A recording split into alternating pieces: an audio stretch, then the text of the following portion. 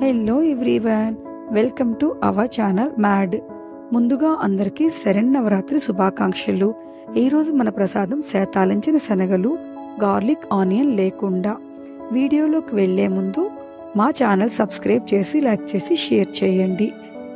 శనగల్ని ముందు రోజు రాత్రి 8 గంటల పాటు పసుపు వేసి నానబెట్టుకోవాలి. నెక్స్ట్ డే శుభ్రం చేసుకున్నాక కుక్కర్లో ఉప్పు, పసుపు, శనగలు వేసి 3 విజిల్స్ వచ్చేదాకా ఉడికించుకొని నీళ్లు వడపోసి పక్కన పెట్టుకోవాలి. ఇప్పుడు స్టవ్ మీద కళాయి పెట్టి 3 టేబుల్ స్పూన్స్ ఆయిల్ వేసి పోపు కోసం ఆవాలు, జీలకర్ర, మినప్పప్పు, శనగపప్పు, చిటికెడు ఇంగువ, 2 ఎండుమిరపకాయలు వేసి నానబెట్టుకున్న శనగలు కూడా వేసి 2 నిమిషాల పాటు మగ్గనివ్వాలి.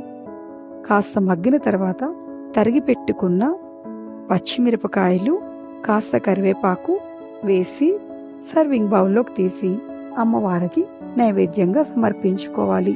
ఇవి ఎంతో ఇష్టమైన ప్రసాదం అమ్మవారికి. హలో